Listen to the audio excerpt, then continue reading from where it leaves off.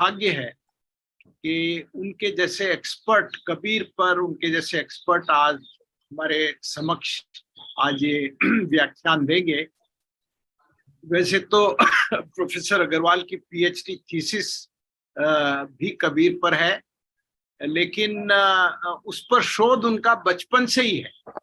अगर आप उनकी पुस्तक पढ़ेंगे जो कि अत्यंत रोचक है, आपके सामने मैं दिखाता हूँ, ये बहुत हिंदी में भी है और अंग्रेजी में भी है, तो बहुत रोचक पुस्तक है और बहुत इससे ज्ञानवर्धन भी होता है।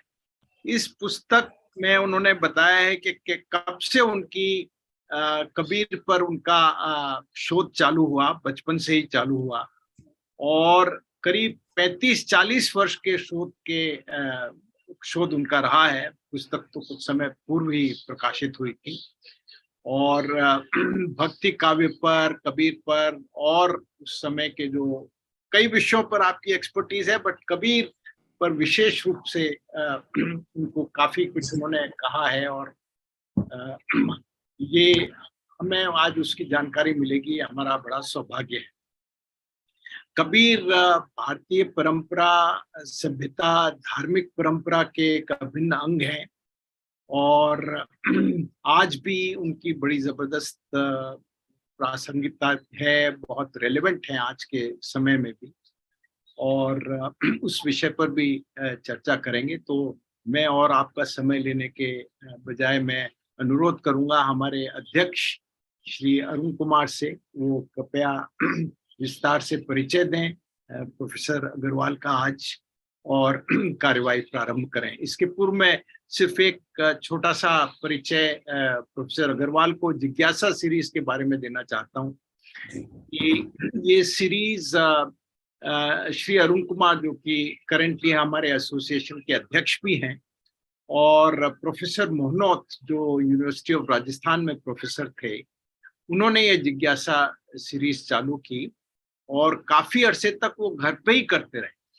और बिना किसी गैप के ये सारी जिज्ञासा की वार्ताएं चलती रहीं। करीब 150 वार्ताएं हुई, और उनके निधन के पश्चात फिर हमारे एसोसिएशन ने इस प्रोग्राम को टेक ओवर कर लिया, और अपने मनोज साहब के निधन के पश्चात, और अब इस सीरीज में हम लोग टॉक ऑर्गेनाइज करते हैं। पहले ये फिजिकली होती थी, लेकिन हमने ऑनलाइन भी चालू किया कोविड के दौरान, और इसका एक बड़ा एडवांटेज ये है कि आप जैसी विभूतियां भी हमसे चर्चा कर सकती हैं, अदरवाइज उनको आने जाने में कुछ असुविधा न रहे, और इस पर आसानी से हम टेक्नोलॉजी का उपयोग करके आपका व्याख्यान सुन सकें। ये हमारा एक विशेष सौभाग्य है।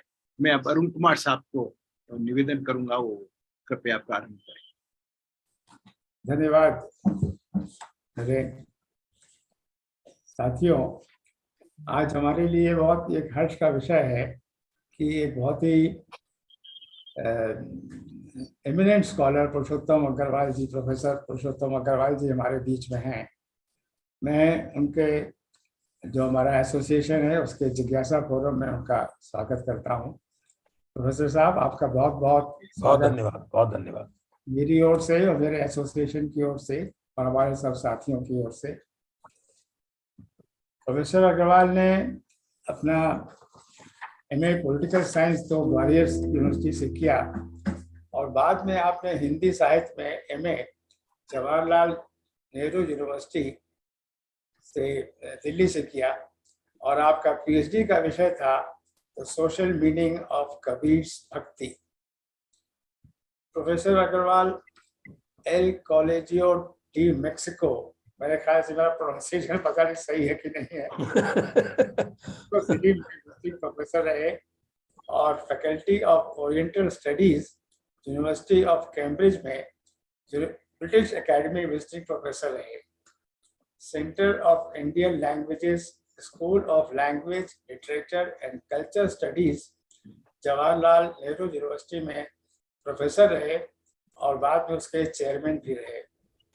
प्रोफेसर अग्रवाल 2007 से 2013 तक यूनियन पब्लिक सर्विस कमीशन के सदस्य भी रहे।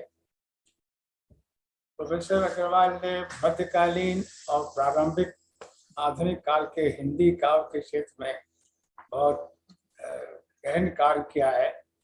आपकी कई पुस्तकें प्रकाशित हुई हैं, कुछ मैं आपको नाम बताऊं। अथक कहानी प्रेम की, कबीर की कविता और उनका समय, संस्कृति, वर्चस्व और प्रतिरोध, विचार का अनंत, निज ब्रह्म विचार, धर्म, समाज और धर्मेतर अध्यात्म, कबीर, सखी और सबद इत्यादि।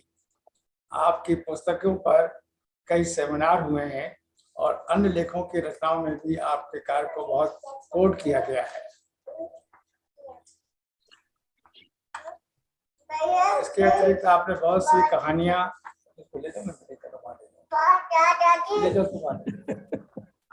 बच्चे आ जाते हैं। इसके अतिरिक्त आपकी बहुत सारी कहानियां प्रकाशित हुई हैं और हिंदी और अंग्रेजी में आपके बहुत सारे अंग्रेज पेपर्स भी प्रकाशित हुए हैं। Professor Agrawal Wolfson college university of Cambridge के ब्रिटिश एकेडमिक फेलो रहे हैं। आप देवी शंकर अवस्थी सम्मान और मुकुटधर पांडे सम्मान से सम्मानित हैं। आपकी रचना अथक कहानी प्रेम की, कबीर की कविता और उनका समय के लिए प्रथम राजकमल प्रकाशन कृति सम्मान आपको दिया गया। वर्तमान में professor Agarwal centre for study of developing study societies नई दिल्ली में विजिटिंग प्रोफेसर हैं। प्रोफेसर साहब की और बहुत सारी उपलब्धियां हैं, मैं उनको अगर सारे गिनाऊंगा तो बहुत समय लग जाएगा और हम लोग वास्तव में आपको सुनने के लिए उत्सुक हैं। कबीर की एक रहस्यमय व्यक्तित्व था और उनकी कविताओं पर आपने विशेष शोध किया है, तो हम आपको सुनना चाहते हैं। इसलिए आपसे निवेदन है हमको उसके बारे में बताएं। बहुत धन्यवाद अरुण कुमार जी, बहुत धन्यवाद नरेंद्र जी और अन्य दोस्तों का बहुत आभार। मैं इसे एक बहुत महत्वपूर्ण परिघटना मानता हूं कि सीनियर सिविल सर्वेंट्स इस तरह के बौद्धिक आयोजन, इस तरह की, और बहुत अच्छा नाम अपने अपने ग्रुप का रखा है, जिज्ञासा। मनुष्य का असल में कोई डिफाइनिंग कैरेक्टरिस्टिक है जो उसे अन्य प्राणियों से अलग करता है, तो जिज्ञासा ही है। और इसलिए इस तरह के बौद्धिक विमर्श को निरंतर बनाए रखना, लगातार भौतिक रूप से या वर्चुअल रूप से बात करना, लोगों को बुलाना, उनसे चर्चा करना, ये बेहद जरूरी काम है। और खास करके इस समय में जबकि हम दुनिया भर में ये देखते हैं, केवल भारत में नहीं बल्कि हम दुनिया भर में देखते हैं कि एक बुद्धि विरोधी माहौल जैसे जानबूझ करके बनाया जा रहा है। बौद्धिक कर्म के प्रति तिरस्कार का माहौल, इंटेलेक्चुअल्स को एक तरह से निरंतर नकारना, उनको धिक्कारना, इस तरह का माहौल जो दुनिया भर में बन रहा है, ये अपने आप में एक अलग और विस्तृत चिंता का विषय है। लेकिन ऐसे माहौल में आप लोगों की ये पहल, आप लोगों की ये कोशिश बहुत ही सराहनीय है। मैं इसकी जितनी तारीफ करूं उतनी कम है।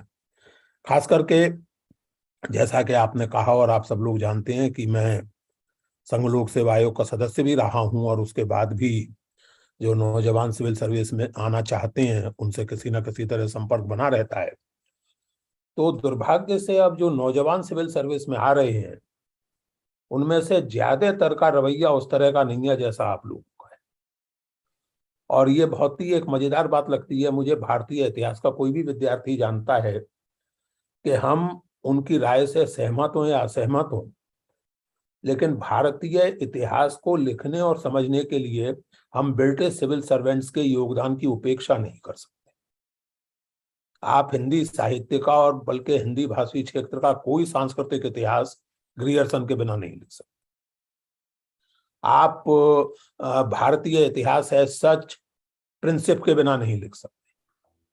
आप स्वयं कबीर पंथ की बात करें या हिंदू परंपरा की बात करें तो आप विल्सन के बिना वो इतिहास नहीं लिख सकते। और ये सब सिविल सर्वेंट, और वो परंपरा आपकी पीढ़ी तक और होपफुली उसके बाद भी जारी रही। मुझे ऐसे कई सीनियर सिविल सर्वेंट्स को जानने और उनके संपर्क में आने का सौभाग्य मिला है जिन्होंने सिविल सर्वेंट होने की अपनी स्थिति को, अपनी विशिष्टता को देश को समझने और ज्ञान का विस्तार करने में लगाया। और इसलिए इस फोरम से जुड़ करके मुझे बहुत प्रसन्नता है और मैं आप लोगों का आभारी हूं कि आपके सामने अपनी बात रखने का अवसर मुझे मिला है। कबीर पर बात शुरू करने के लिए सबसे बेहतर ये होगा कि आपके राजस्थान के ही उनके एक समकालीन को याद किया जाए, पीपा। पीपा उनके गुरु भाई थे। परंपरा ऐसी मान्यता है परंपरा में कि रामानंद जी के दोनों शिष्य थे, पीपा और कबीर। पीपा गढ़गागरोन के राजा थे। कबीर हम सब जानते हैं काशी के जुलाहे थे। एक पद में जो गोपाल दास की सर्वंगी में संकलित है, जिसकी रचना मतलब जिसका संकलन 17वीं सदी में हुआ है, उस पद में पीपा कहते हैं, जो कल नाम कबीर ना होते तो लोक वेद और कलयुग मिल भगत रसातल देते। आगे उस पद में कहते हैं कि कबीर जैसे व्यक्ति के कारण ही हम जैसे लोगों ने कुछ पा लिया, वरना ना जाने हम कहां कहां भटकते रहते। ये ध्यान दीजिए।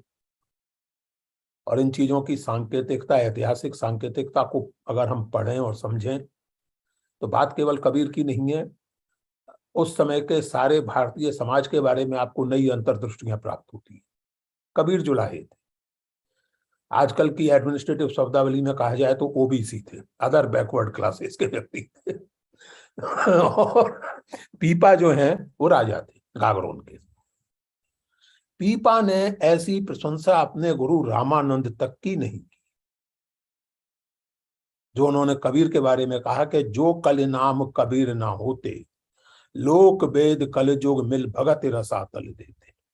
लंबा पद है आगे, उसमें पीपा कहते हैं कि दुनिया की हालत देख के भगवान ने कृपा की और कबीर को भेजा ताकि हम जैसे भटके हुए लोग भी सही रास्ता पा सकें, वरना ना जाने हम कहां कहां ठोकर खाते रहते। हमें कबीर ने बचा लिया। भारतीय समाज के बारे में एक अंधविश्वास कॉलोनियल एपिस्टेमोलॉजी या कॉलोनियल एपिस्टीम के कारण फैला कि अंग्रेजी राज की स्थापना के पहले भारतीय समाज एक बड़ा जड़ समाज था। It was outside history. और इसलिए बहुत सारे प्रगतिशील और डेमोक्रेटिक सोच के लोग भी भारत में ब्रिटिश राज की एक ऑब्जेक्टिवली प्रोग्रेसिव भूमिका मानते हैं कि ब्रिटिश राज भारत को हिस्ट्री में लाया, इतिहास में लाया, डायनेमिज्म किया उसने। ये मैंने जानबूझ के शब्द का प्रयोग किया अंधविश्वास का, ये सिवाय अंधविश्वास के कुछ नहीं। इसको कोई नहीं नकार सकता कि जाति व्यवस्था थी, जाति व्यवस्था में निहित अन्याय था, उत्पीड़न था, लेकिन उसी के साथ साथ उसका प्रतिरोध भी था। जाति व्यवस्था थी, लेकिन उसका प्रतिरोध विकसित करने के लिए जो जरूरी सामाजिक आर्थिक आधार होता है, यानी व्यापार, वो भी था। इसीलिए आज किसी से कहा जाए तो उसको अटपटा लगेगा कि साहब एक राजा एक जुलाहे की ऐसी प्रशंसा कर रहा है। यानी आज जो हमारी समझ है उसके हिसाब से तो पीपा जी को, जो गागरोन के राजा थे, कबीर को अपने आसपास नहीं फटकने देना चाहिए था। लेकिन वो तो इस कलियुग में भक्ति को बचाने का सारा श्रेय कबीर को दे रहे हैं, मुसलमान जुलाहे को। दूसरे शब्दों में वो समाज उतना जड़ था नहीं जितना हमने मान लिया है। उस समाज की अपनी एक गतिशीलता थी और कबीर उस गतिशीलता के एक बहुत बड़े प्रमाण भी हैं और उस गतिशीलता के एक बहुत बड़े प्रवक्ता भी हैं। दूसरी बात जो कबीर के बारे में ध्यान रखनी चाहिए और जिसका संकेत अभी नरेंद्र जी की बात में था, कबीर अद्वितीय हैं लेकिन अकेले नहीं। कबीर एक परंपरा में है। ऐसा नहीं है कि कबीर हुए एकाएक आसमान से टपके और गायब हो गए। कबीर के पहले भी उस तरह की परंपरा थी, कबीर के बाद भी वो परंपरा जारी रही और उसके कबीर के बाद तो इतने प्रबल रूप से जारी रही कि एक तरह से आप उसे कबीर परंपरा ही कह सकते हैं। इसको हम 2-3 चीजों से समझें। 18वीं 19वीं सदी में बिहार में एक संत हुए दरिया साहिब। वो अपने आप को कबीर स्वयं समझ सकते हैं, वो कबीर से प्रेरित हैं। उनके कुछ बाद हरियाणा में एक संत हुए गरीबदास जी। वो कहते हैं कि एक दिन खेत में काम कर रहे थे और कबीर साहब सामने आ गए और उन्होंने मुझे ज्ञान दे दिया। 18वीं 19वीं सदी में। 16वीं या 17वीं सदी में तेलंगाना में एक संत हुए रामदास और उन्होंने कहा कि मैं तो कबीर का डायरेक्ट डिसाइपल हूं, कबीर ने खुद मुझे ज्ञान दिया है, मैंने खुद कबीर से दीक्षा ली। तुकाराम कबीर को याद करते हैं बड़े सम्मान के साथ, बड़ी श्रद्धा के साथ। असम के शंकर देव जो सगुण भक्त थे, कबीर की तरह अवतारवाद के या मूर्ति पूजा के विरोधी नहीं थे, सगुण परंपरा के भक्त थे, वो कबीर को पूरे सम्मान के साथ याद करते हैं, पूरे अनुराग के साथ याद करते हैं। कबीर के 85 साल बाद राधा वल्लभ संप्रदाय के हिति हरिवंश जो हैं वो अपना कुटुंब गिनाते हैं अपने भक्तों का, कि मेरे जैसे भक्त कौन कौन से रहे हैं जिनको मैं अपना कुटुंब कह सकूं। तो उसमें मीरा और सूर का नाम बाद में लेते हैं, कबीर और सैन का नाम पहले लेते हैं और रैदास का नाम पहले लेते हैं। कबीर, जुल्हा, रैदास, चमारू, ये सब मेरे कुटुंब में है। मैं कहना ये चाहता हूं दोस्तों कि कबीर को, और यही मेरे पढ़ने का ढंग रहा है जिसकी आप लोग, धन्यवाद आपका कि इतनी सराहना कर रहे हैं।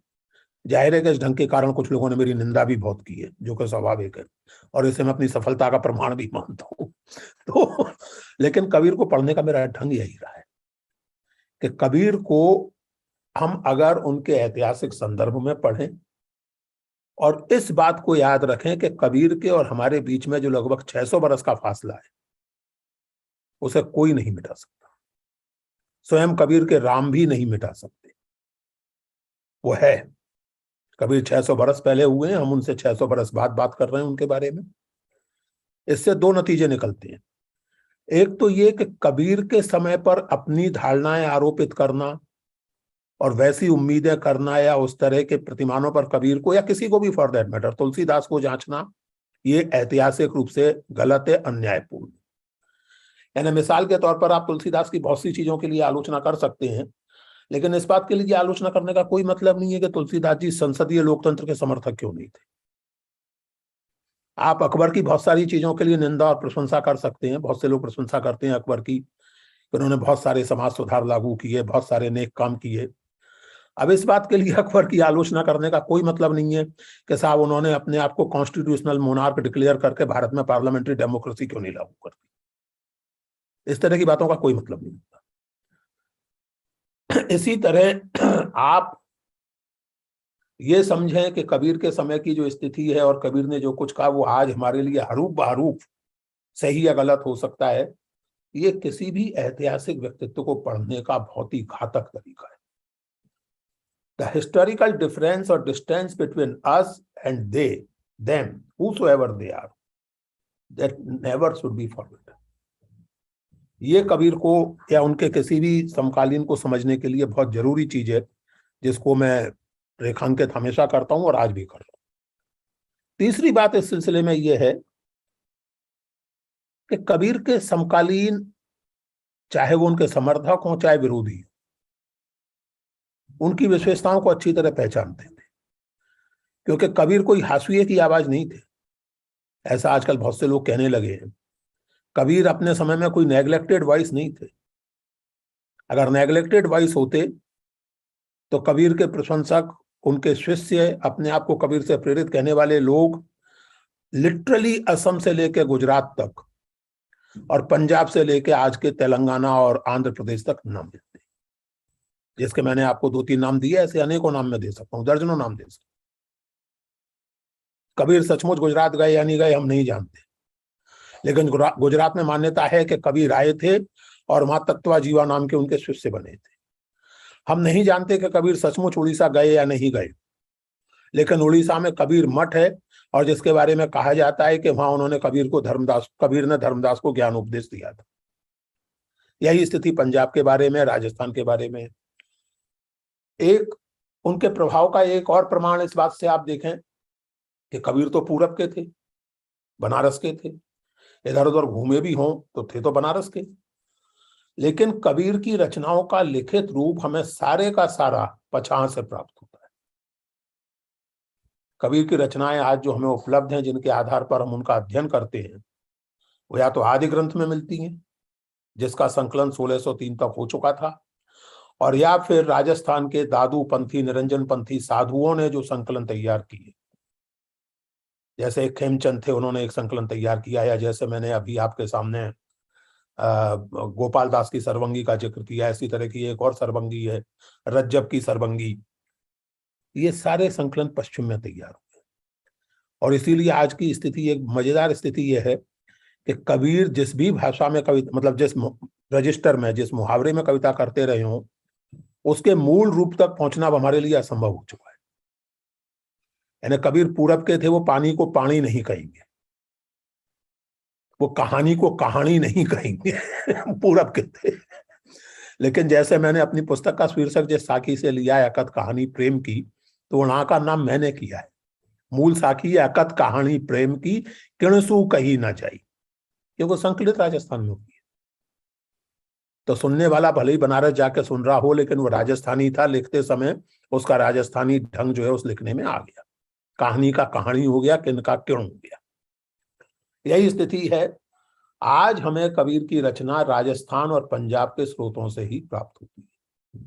ये कबीर की व्यापकता का एक और प्रमाण है। इसी तरह एक बहुत महत्वपूर्ण पुस्तक है दोस्तों, जिस पर अभी मैंने और मेरे मित्र डेविड लॉरेंजन ने काम किया है, और उम्मीद है कि अगले 2-3 महीने में प्रकाशित हो जाएगी।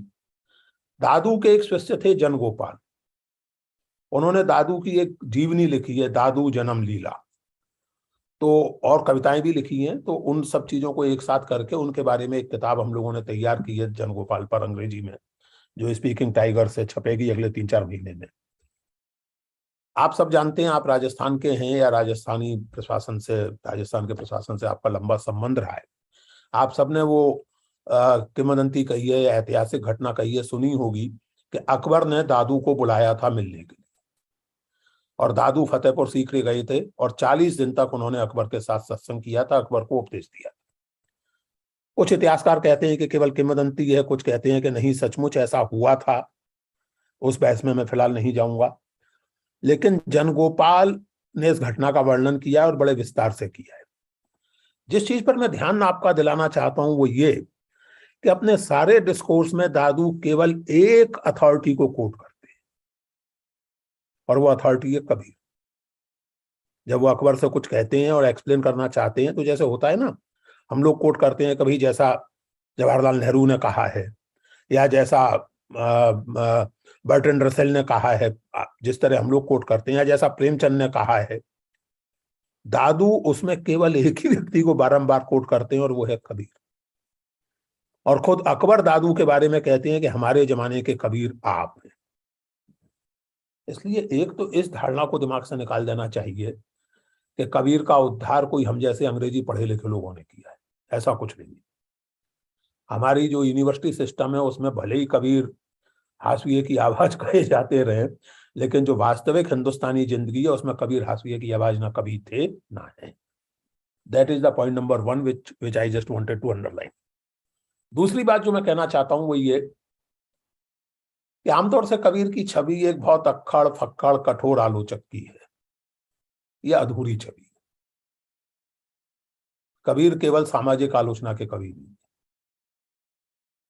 कबीर जीवन की समग्रता के कवि है, वो केवल प्रेम के भी कवि नहीं। और एक बात आप लोग अच्छी तरह जानते ही हैं, आप सब पढ़े लिखे संवेदनशील लोग हैं, कोई भी कवि बड़ा कवि तभी बनता है जब वो जीवन के 2 बुनियादी तथ्यों पर कुछ कहे, कुछ गंभीर गहरी बात कहे। और वो जीवन के 2 बुनियादी तथ्य हैं प्रेम और मृत्यु।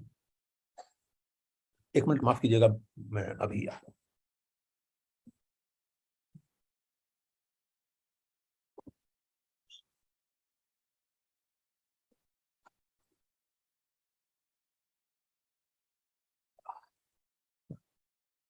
सॉरी, क्षमा चाहता हूं। तो कोई भी कवि बड़ा कवि तभी बनता है जब वो जीवन के 2 बुनियादी तथ्यों प्रेम और मृत्यु के बारे में कुछ कहे, कुछ गहरा कहे, कुछ ऐसा कहे जो मेरी संवेदना का विस्तार करे। और अगर आप कबीर को पढ़ें बतौर कवि के, तो आप देखेंगे कि कबीर की कविता इस तरह के डीप और मूविंग रिफ्लेक्शन से भरी हुई कविता। आजकल के मुहावरे में कहें तो एक कविता में कबीर जैसे जैसे आजकल रचना प्रक्रिया कहा जाता है कि मैं कविता कैसे लिखता हूं, क्यों लिखता हूं, तो कबीर की एक साखी जो है वो लगभग जैसे उनकी रचना प्रक्रिया की साखी, कि कैसे कविता संभव हुई। पिंजर प्रेम प्रकाशया अंतर भया उजास, मुख कस्तूरी महमही बानी फूटी पास। मेरे शरीर में प्रेम का प्रकाश हुआ, अंदर मेरे रोशनी हुई और मेरे मुख से जो है कस्तूरी जैसी सुगंधित वाणी फूटने लगी। अब कस्तूरी जैसी जो सुगंधित वाणी है, मुझे कस्तूरी के स्वाद का नहीं इल्म है, लेकिन मेरा अनुमान है कि स्वास्थ्य के लिए जरूरी चीज केवल मीठी नहीं हो सकती, उसमें थोड़ा बहुत कड़वा टच होना चाहिए। अगर आप एक समग्र भोजन करना चाहें और केवल कलाकंद सुबह से शाम तक खाते रहें तो 15 दिन में आप डायबिटीज के मरीज हो जाएंगे। तो केवल मिठाई से जिंदगी नहीं चलती है, इसलिए कबीर के यहाँ कुछ कड़वाहट भी है, जो जरूरी कड़वाहट है। और वो कड़वाहट अगर आप ध्यान से अगर उसको पढ़ें तो वो हमारे लिए इसलिए महत्वपूर्ण है साथियों कि हम जानते हैं कि किसी भी सिस्टम ऑफ नॉलेज में सबसे महत्वपूर्ण होती है एपिस्टेमोलॉजी, सबसे महत्वपूर्ण होता है द आइडिया ऑफ अथॉरिटी। प्रमाण क्या है? प्रमाण क्या है? सबसे बड़ी चीज ये होती है। कबीर के यहां प्रमाण की एक नई धारणा मिलती है। कबीर को आप वेद कोट करके कन्विंस नहीं कर सकते, कबीर को आप कुरान कोट करके कन्विंस नहीं कर सकते। वो ना तो ये मानने के लिए तैयार हैं कि वेद भगवान की रचना है, ना वो ये मानने के लिए तैयार हैं कि कुरान जो है वो परमात्मा द्वारा पैगंबर को बोला गया सत्य का अंतिम वचन है। वो ये मान नहीं करते। तो प्रमाण क्या है? कैसे आप कन्विंस करेंगे कबीर? कबीर के लिए प्रमाण है अनुभव, तर्क, सहज तर्क जो हम सबके दिमाग में है, हम उसे सस्पेंड कर देते हैं, लेकिन सहज तर्क, जैसे ये पंक्ति जो है, जो तू बाहमन बाहमनी जाया आन बाट काहे नहीं आया, ये कोई बड़ा फैंसी फॉर्मल लॉजिक नहीं है, ये बिल्कुल सिंपल लॉजिक है कि अगर आप ब्राह्मण हैं और ब्राह्मण होने के नाते आप अपने आप को सर्वाधिक पवित्र और उच्च मानते हैं, तो आप उसी गंदे ढंग से क्यों पैदा हुए जिस गंदे ढंग से सब पैदा होते हैं? आप किसी साफ सुथरे ढंग से पैदा हो जाते। जो तू बामन बामनी जाया आन बाट काहे नहीं आया, जो तू तुरक तुरक नहीं जाया भीतर खतना काहे न कराया। अगर आपके मुसलमान उस समय, मुसलमान तुरक मतलब मुसलमानों को तुर्क कहा जाता था आमतौर से, मुसलमान भी कहते थे लेकिन तुर्क भी कहते थे। तो अगर आप मुसलमान हैं और आपके मुसलमान होने का प्रमाण आपकी सुन्नत है, अब देखिए इस बात को अगर थोड़ा सा ध्यान से देखें, कबीर कह ये रहे हैं कि आपकी कोई भी धार्मिक पहचान असल में गॉड गिवन नहीं है, कोई भी धार्मिक पहचान नेचुरल नहीं। आपकी धार्मिक पहचान सोशल है, कंस्ट्रक्टेड है। वो अच्छी बुरी गलत सही का सवाल नहीं है, लेकिन आपकी पहचान चाहे वो धार्मिक हो, राजनीतिक हो, नेशनल हो, it's a construct, socially accepted construct. मैं हिंदू घर में पैदा हुआ, सहज रूप से मैं हिंदू हो गया, मुझे हिंदू मान लिया गया। मैं एक जाति विशेष में पैदा हुआ, उससे मेरा संबंध जुड़ गया, उसके संस्कार, उसका रहन सहन, उसका खाना पीना मेरी आदत का हिस्सा बन गया। लेकिन क्या सिर्फ वही हूं मैं? क्या मैं सिर्फ हिंदू और सिर्फ बनिया और केवल भारतीय हूं, या मेरी पहचान में और भी लेयर्स हैं?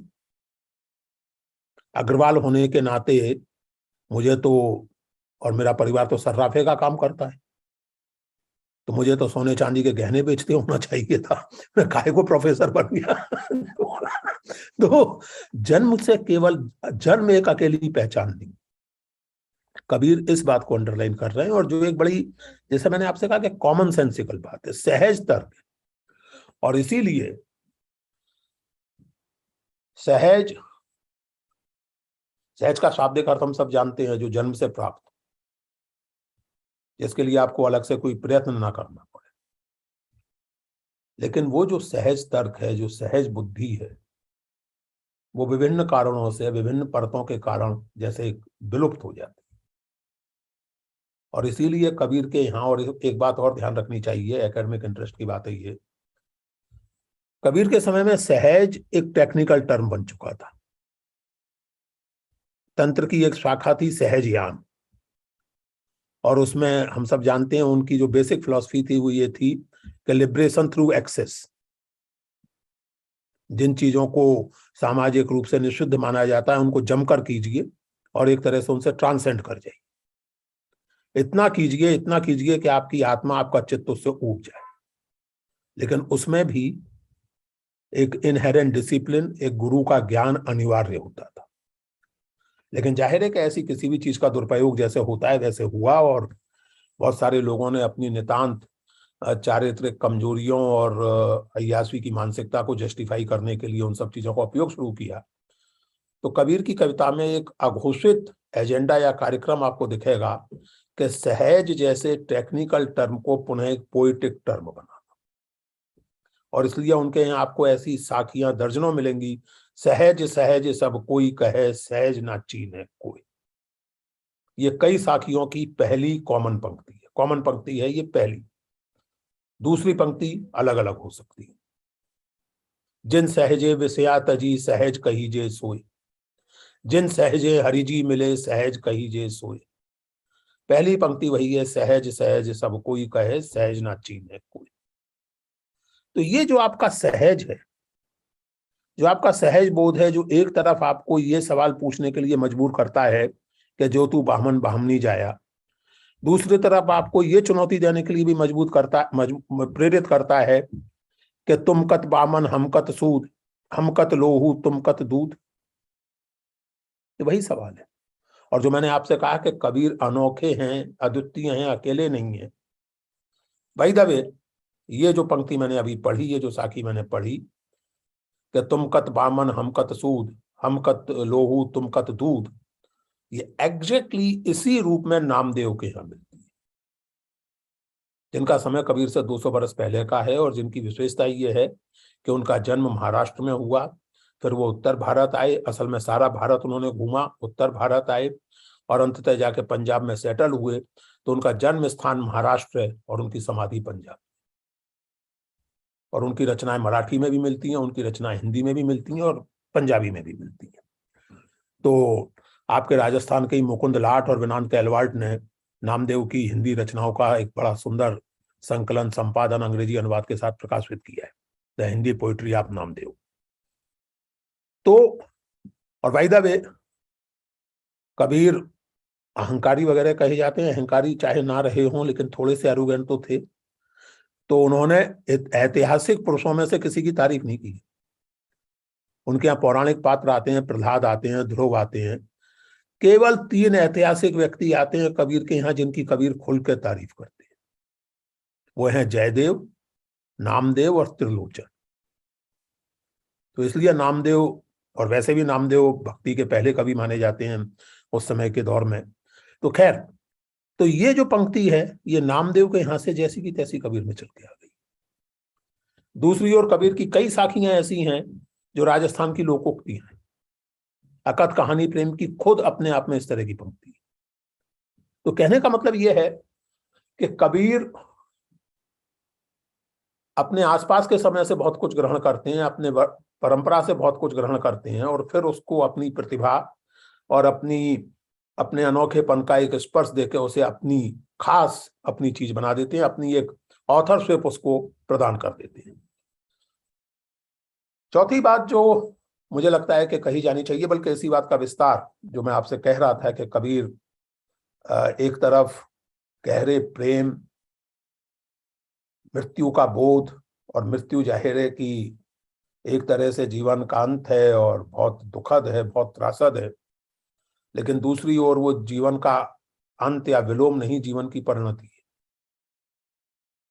और इसीलिए कबीर के यहाँ एक बहुत ही दिलचस्प एक्सप्रेशन मिलता है जो उनकी महत्वाकांक्षा सूचित करता है, और जिसकी वो उम्मीद हम सबसे करते हैं कि सच्चा आदमी तो वो है जो ऐसे जिए। और वो एक्सप्रेशन है जीवन मृत। ऐसा व्यक्ति जो जीते हुए भी मरा हुआ है, who is already dead, जिसका आशय ये है कि who has the constant sense of a limited span of time, limited span of lifetime। दूसरी ओर इसी सेंस के कारण कबीर के यहाँ ये आत्मविश्वास मिलता है, हम बहोर ना आवेंगे, हमें मिला जियावन हार, हम क्यों मरेंगे और क्यों आएंगे दोबारा, हमें तो जीवन देने वाला मिल चुका है। तो ये सब चीजें जो हैं, और कबीर इस मामले में बहुत स्पष्ट है। और कबीर की पूरी कविता को अगर आप देखें तो कबीर की एक कविता है, वो एक तरह से देखा जाए तो कबीर की सारी कविता का सार उसमें एक तरह से आता है, या कहिए कि कबीर की काव्य दृष्टि का सार उसमें आता है। और वो ये है, और अगेन ये एक ऐसा सवाल है जो हम सबके सामने है। मैं कही विधि कथों गंभीरा लूं, जो गंभीर सत्य है जिसका साक्षात्कार मैंने किया है वो मैं कैसे अभिव्यक्त करूं। मैं कही विधि कथों गंभीरा लूं, भीतर कहूं तो जग में लाजे। अगर मैं कहूं कि वो परम सत्य मेरे भीतर है तो ये जगत क्या केवल माया है, जगत क्या केवल वहम है? ये जगत भी है, तो उसको नहीं नकार सकता मैं। तो भीतर कहो तो जग में लाजे, बाहर कहो तो झूठा लूं। अगर मैं ये कहूं कि वो बाहर है तो मैं झूठ बोल रहा हूं, क्योंकि मैं जानता हूं कि वो मेरे भीतर है। आप उसे ब्रह्म कहिए, परम ब्रह्म कहिए, राम कहिए, कुछ भी कहिए, वो मेरे भीतर है। और इसके बाद आता है सबसे मार्के का स्टेटमेंट, बाहर भीतर सबद निरंतर में यही विधि कथों गंभीरा। इस गंभीर सत्य का कथन मैं इस तरह करता हूं कि वो बाहर और भीतर की जो निरंतरता है, उस निरंतरता का जो शब्द है, कई पाठों में वो सकल मिलता है, शब्द की जगह सकल, और सकल हम सब जानते हैं टोटलिटी। तो बाहर भीतर की जो टोटलिटी की निरंतरता है, उनकी निरंतर आवाजाही है, असली सच तो वो है। दूसरे शब्दों में, आप ना बाहर को नकार सकते हैं, ना अंदर को नकार सकते हैं, ना आप अपनी स्पिरिचुअल लैंग्वेज को नकार सकते हैं, और ना आप सोशल रियलिटी को नकार सकते हैं। कबीर के लिए ऐसी स्पिरिचुअलिटी हास्यास्पद होगी जो कहे कि समाज जाए भाड़ में, हम तो साधना कर। कबीर के लिए ऐसा सोशल सेंस भी हास्यास्पद होगा जो कहे कि हमें तो साहब बस समाज का बढ़िया निर्माण करना है, विकास करना है, या समता लानी है, या प्रगति लानी है। आध्यात्मिक चिंता के, आध्यात्मिक एंग्विश के जो सवाल है वो फालतू हैं, बेकार की बातें हैं, उनमें हमारी कोई दिलचस्पी नहीं। कबीर ऐसा नहीं समझते। बाहर भीतर सबद निरंतर मैं यही विधि कथों गंभीरा। अंत में साथियों, चूंकि इस समय हम लोग 21वीं सदी में बात कर रहे हैं, 2022 में, और इस समय एक बहुत दिलचस्प स्थिति बन गई है, और वो ये है कि राम और अल्लाह एक तरह की वॉर क्राई में तब्दील किए जा चुके। दो, जैसे कहिए कि युद्धरत पक्षों के जैसे नारे या जैसे वो बन गए हैं। और इसलिए मुझे लगता है कि इस बातचीत को अंत करते समय मुझे कबीर की एक बहुत सुंदर कविता, उसकी 2-3 पंक्तियां मैं पढ़ना चाहता हूं, और वो इसलिए भी महत्वपूर्ण है तो उसमें कबीर एक बात और कहते हैं कि जैसे भी आप परम सत्ता कहें, जैसे आप कुछ भी कहें, उसकी व्याप्ति किस तरह कबीर को दिखती है। तो एक तो सबसे ये पद शुरू होता है, अलह राम जीऊं तेरे ताई, बंदे ऊपर मेहर कर मेरे साई। हे अल्लाह, हे राम, दोनों एक ही व्यक्ति के नाम है जहां तक कबीर का ताल्लुक है। आज तो अगर कोई ऐसा नाम रख ले तो पिट जाएगा, लेकिन कबीर के परमात्मा का नाम ही है अल्लाह राम। तो अल्लाह राम, मेरे ऊपर मेहरबानी कर, मैं तेरा बंदा हूं, तेरे लिए जीता हूं। लंबा पद है, पूरा पढ़ने की जरूरत नहीं है। अभी जो अरुण कुमार जी ने मेरी पुस्तक दिखाई, नरेंद्र सिंह जी ने, उसके अंत में इसी पद को मैंने उद्धृत किया है, उसी से ये किताब खत्म होती है। उसकी मैं अंतिम 2 पंक्तियां बस पढ़ूंगा, 2-3 पंक्तियां। दिल ही खोज दिले भीतर, यहाँ राम रहमान। अगेन, हमारे एक पेंटर मित्र हैं राम रहमान, तो वो तो अब मेरी उम्र के हैं, हम सब की उम्र के हैं, 60-65 साल के, इसलिए चल गया। आज अगर कोई अपने बच्चे का नाम राम रहमान रखे तो काफी मुश्किल हो सकती है लेकिन राम रहमान साहब का चल गया। पेंटर हैं, बहुत अच्छे, आप सब लोग जानते ही हैं। तो जेती औरत मर्दा कहिए, सब में रूप त्यारा। संसार में जितने भी स्त्री पुरुष हैं, सब में मुझे तुम्हारा ही रूप दिखता है। जेती औरत मर्दा कहिए, सब में रूप त्यारा, कबीर पंगुड़ा अलह राम का, हरि गुर पीर हमारा। पंगुड़ा, आप लोगों को याद दिलाऊं, बच्चे को कहते हैं। सच अ मूविंग एक्सप्रेशन कि मैं तो अल्लाह राम का बच्चा हूं, और सब तुम ही मेरे गुरु हो, तुम ही मेरे पीर हो, यानी अल्लाह राम। सो जेती औरत मर्दा कहिए सब में रूप तिहारा, कबीर पंगड़ा अलह राम का, हरे गुरु पीर हमारा। बहुत धन्यवाद मित्रों। और जैसा कि नरेंद्र जी ने कहा था कि अगर कुछ टिप्पणियां हों, कुछ आप लोग कहें तो मुझे बहुत अच्छा लगेगा। बहुत धन्यवाद, थैंक यू। आपकी आवाज नहीं आ रही है, अरुण जी की आवाज नहीं आ रही है। बहुत जी बहुत हाँ, अब आ रही है। प्रोफेसर साहब, आपने बहुत ही कुछ ऐसे पहलू हम लोगों को बताए इनकी के व्यक्तित्व के, कबीर जी के व्यक्तित्व के, जो हम लोगों को मालूम नहीं थे। जरूरी आपके जो आपने अभी फरमाया है उस पर कुछ लोगों के सवाल होंगे, तो विस्सा जी शुरू करना चाहते हैं। विस्सा जी पूछिए, आपको कुछ पूछना है। विस्सा जी। बिस्सा जी ज्वाइन करें, तब तक मैं हाँ बिल्कुल सिस्टर जी जी जी जी पूछना चाहूंगा। एक आपका व्याख्यान था जिसमें आपने ये कहा था कि अगर कबीर आज की तारीख को जीवित होते तो या तो वो जेल में होते, या अस्पताल में होते, या पागल खाने में होते। तो इस पर थोड़ा कुछ आप विस्तार से बताएं, क्यों ऐसा आप सोचते हैं? नहीं, ऐसा है कि अपने समय में भी ऐसा नहीं है कि कबीर को कोई बहुत इजी लाइफ मिली थी। देखिए, ऐसा है कि कोई व्यक्ति अगर सभी प्रचलित मान्यताओं के प्रति एक नकार का या उपास का भाव रखे तो झेलना तो उसे पड़ता है। कबीर को भी झेलना पड़ा। एक बहुत माइथोलॉजी खास करके हमारे फ्रीडम मूवमेंट में क्रिएट की गई थी, फ्रीडम मूवमेंट के दौर में, कि कबीर हिंदू मुस्लिम एकता के पोएट थे। ऐसा कुछ नहीं है। कबीर उस तरह की हिंदू मुस्लिम एकता के पोएट कतई नहीं थे जिस तरह की हिंदू मुस्लिम एकता की बात हम आज करते हैं, जिसका सार यह है कि अगर मैं हिंदू हूं तो मुस्लिम समाज की आलोचना ना करूं, अगर कोई मुसलमान है तो वो हिंदू समाज की आलोचना ना करे और एकता बनी रहे। कबीर के यहाँ ऐसा कुछ नहीं है।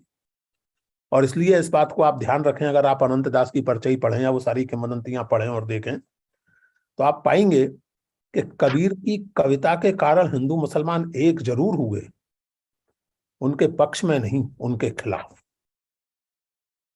अनंत दास ने वर्णन किया है कि जब सिकंदर लोदी बनारस पहुंचा तो काशी के प्रमुख हिंदू और काशी के प्रमुख मुसलमान ज्वाइंट डेलीगेशन लेकर गए। वो पढ़ने लायक है, मैंने अपनी किताब में विस्तार से उसको कोट किया है।